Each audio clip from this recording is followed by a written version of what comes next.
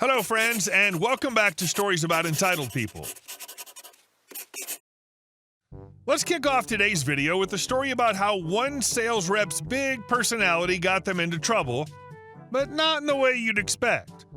But before we begin, best way to support our channel is to leave comments, like, and subscribe with the turned on bell so you don't miss the new video every single day. Here we go. When the silence spoke louder than sales, my boss's wake-up call. It was early 2018 and I was a sales rep for a corporate location of one of the big US cellular companies, working in a very busy and very tiny old store. I'm also one of the top sales reps in our district. My job is to sell. I do well at my job by recommending things I'm genuinely enthusiastic about and transferring that enthusiasm to my customers. I did exactly what they wanted. I got to know my customers and found things that they would actually use and love, and they would be my loyal customers and buy my recommendations. We also were required to do as many demos as possible in a day. I was throwing my phone in its OtterBox, pumping up music on the Bluetooth, having a fun time with my customers while transferring their data. 3 times across 3 months, we'd have some senior that literally needed to call customer service and didn't need us to sit in our tiny sales floor and make their call. Then get upset they couldn't hear over the tiny room full of reps and customers actually, buying crap, which is what the sales location is for. My boss kept pulling me aside, telling me things like, "I know you get enthusiastic, but your voice carries and it's a small place. You have to tone it down."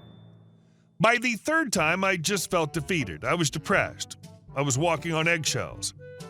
I was quieter. For a week, I had 2 days in a row off. I came back in and same boss pulls me aside again.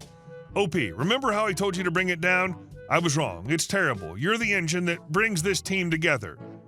It's like you're a ghost. The vibes of this whole place are trash now. We need you back. Forget I ever said anything. It was dumb. We need you." I danced my way back onto the sales floor. Only time I've had a boss admit they effed up. This story is one of those rare gems where a boss actually admits they were wrong, like finding a unicorn in corporate America. Your enthusiasm wasn't just helping sales, it was keeping morale alive in a high-pressure environment. Props to your boss for realizing they messed up and backtracking, but man, they should have known better from the start. Sales thrive on personality and connection, not walking on eggshells. This is a testament to how essential you were to that team. You weren't just selling, you were leading by example. And our second story.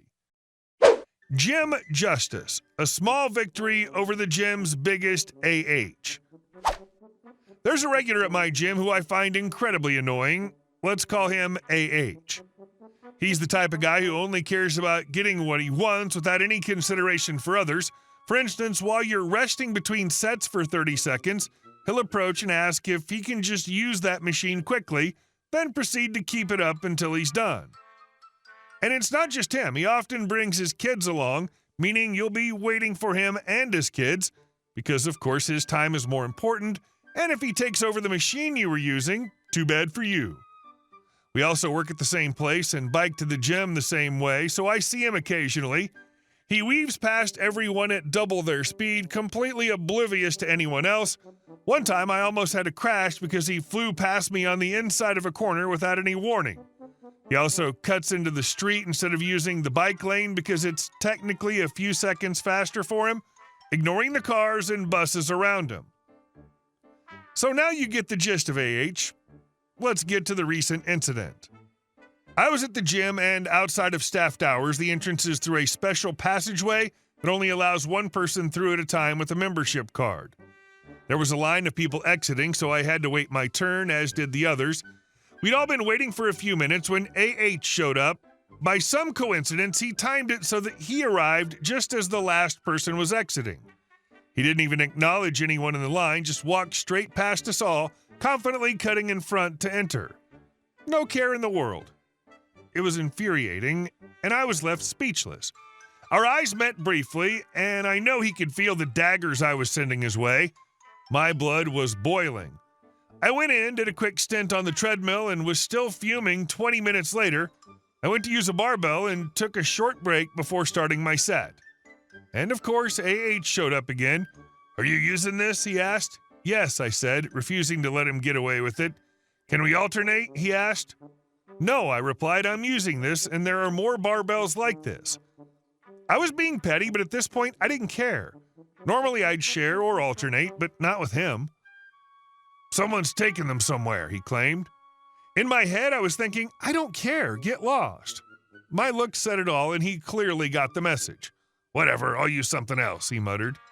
As he walked away, I quietly said, "Yes, you will." It was a small victory, but it felt good. It wasn't much, but I felt like I'd finally gotten a small revenge and hopefully won't have to deal with him in the future. This guy's the poster child for gym entitlement. AH is that person who thinks the world's his playground and everyone else is just in his way. The cutting in front move at the entrance? I'd have been fuming too. Your response with the barbell was perfect. Firm, but not over the top. You didn't escalate, you just made it clear he couldn't walk all over you. Sometimes that tiny bit of pushback is all it takes to reclaim your sanity.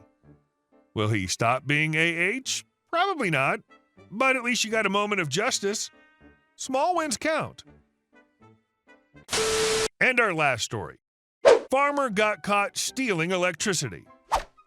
About 2 months ago, one of my employees, a young, hard-working woman, came to me with a problem that seemed too bizarre to be real.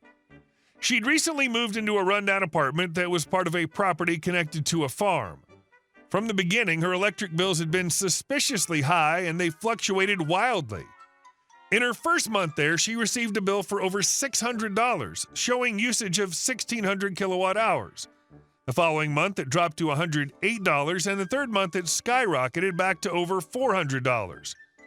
She was baffled, and understandably so. She brought the bills to me knowing I had a background in engineering and might be able to help. As soon as I looked at them, I could see that something was seriously off. I suggested we call the electric company to get a history of usage for the apartment. When we did, we discovered that the previous tenants had similarly high bills, often ranging between $400 and $1,000 a month.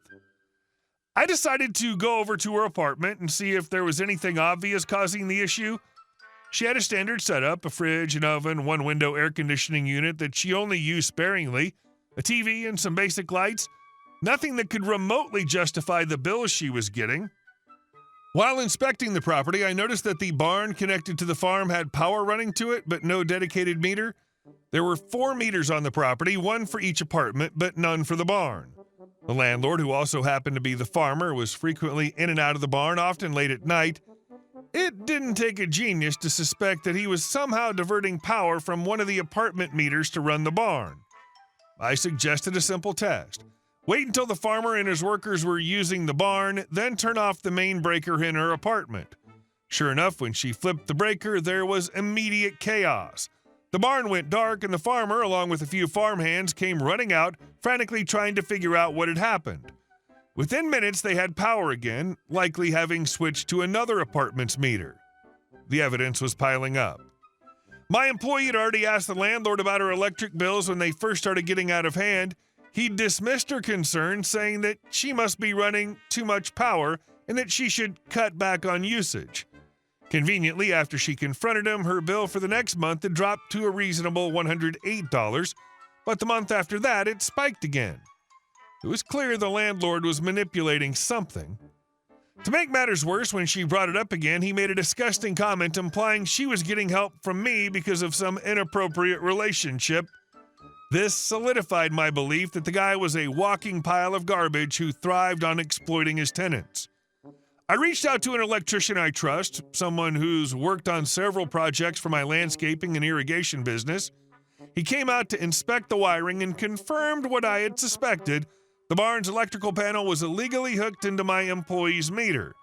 He also found evidence that the landlord had rigged the system so he could switch between different meters, effectively stealing electricity from all the apartments at different times. With electrician's report in hand, we contacted the local building inspector. They were horrified by the findings and launched an immediate investigation. The inspector discovered multiple violations, not just with the wiring, but with the overall condition of the apartments and the barn. I helped my employee file a formal complaint with the Public Utility Commission, and got her in touch with a lawyer I knew. With the evidence from the electrician and the building inspector, we filed a lawsuit against the landlord for fraud, negligence, and unsafe living conditions. When the landlord received the summons, he didn't even try to deny it. Instead, he resorted to intimidation tactics, showing up at her apartment unannounced and yelling that she was ruining his life. She called the police, who warned him to stay away or face charges for harassment. In court, the evidence was overwhelming. The power company provided records showing the irregular usage spikes that corresponded with activity in the barn. The electrician and building inspector both testified about the illegal wiring and the unsafe conditions. The landlord tried to claim ignorance, but his story fell apart when pressed about why the barn didn't have its own meter.